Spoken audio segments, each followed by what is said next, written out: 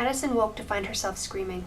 Her ears rang as the high-pitched sound filled the room, resounding off the walls and getting thrown back at her. She clapped her hand over her mouth and squeezed her eyes shut, trying to quell the urge to cry. She managed to calm herself when she realized she'd been dreaming again. The image of the child standing in her doorway was more vivid than her memory could ever be. The first time she'd seen him, he hadn't really been there. A hallucination, a push from her conscience to remember the truth. With each reoccurring dream, the boy became more real. She tried to ignore the dream, the incident itself, but her efforts were in vain. The dream kept coming, and she felt more and more helpless each time it passed. She was becoming hesitant to fall asleep. If she could avoid the dream, she would. She heard padded footsteps approach and stop in the doorway. Naomi was there, her blonde hair a tousled mess spilling over her shoulders and down her back. She apparently had no trouble sleeping, until Addison had woken her anyway. Another dream? Naomi sat at the foot of the bed, folding a leg under her as she rubbed her upper arm. Her eyes were heavy-lidded and her shoulders sagged from exhaustion. A busy night at the bar, no doubt with an after-party thrown in. Addison sighed, feeling guilty for making her friend worry about her. Again. Same one it's always been. Naomi had never been good at consoling people, not as long as Addison had known her anyway. Addison wasn't any good at it either, for that matter. Maybe it was common for their kind, like a human trait that disappeared when one changed. Inept as they both were in this department, they still felt obligated to comfort each other as best they could. They seemed to find solace in the attempts of the other person, mostly because each knew the other was being sincere. They just didn't know the best way to show it. Naomi looked at Addison sympathetically. You'll stop having it at some point. Addison looked up, frustration distorting her face. And when's that going to be? 1,000 years from now? God, she hoped not. She would have to find some way to off herself if that were the case. She wasn't sure she wanted to live that long anyway. When you come to accept that what you did was just a mistake, that it's part of the past and it can't be changed, and how do you expect me to accept it? I killed a person, Naomi.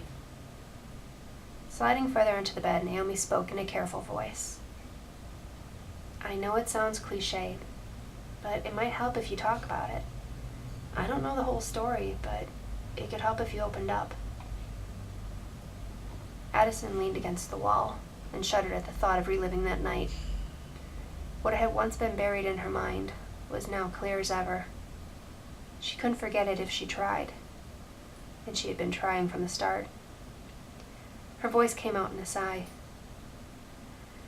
It happened a few months ago, right after we moved here. Do you remember the news bulletins? The whole damn thing was publicized. I probably would have blocked it from my mind if it hadn't been on TV. But I remember everything. She paused, thinking back to that night, not wanting to continue. But she had to at least try. I was on my way home after we'd gotten into that argument. You know, that night we went to the movie. I was passing through the park and ended up stopping for a minute. I wasn't expecting him to come through. At first I just thought it was strange. I mean, why was he outside at that time of night? Where were his parents? They should have warned him about being out at night. Naomi sat quietly for a minute before asking, was it really that strong? Addison looked at her in self-loathing. I've never experienced anything like it before. Not even... She stopped, not wanting to speak the truth. She looked away to the far side of the room. Not even in the Union? Naomi asked, supplying the word Addison hadn't wanted to say. When Addison shook her head, Naomi frowned and let out a thoughtful sigh. Look, I know it wasn't your choice to move back here, that something drove you to it. She waited for Addison's reply, but when none came, she said, I think being here is doing you more harm than good. We don't have to stay. We can leave at any time. No. Addison cut her off with a hoarse whisper. She grimaced and shook her head again. I don't know why, I just can't. she said helplessly, her voice strained with frustration.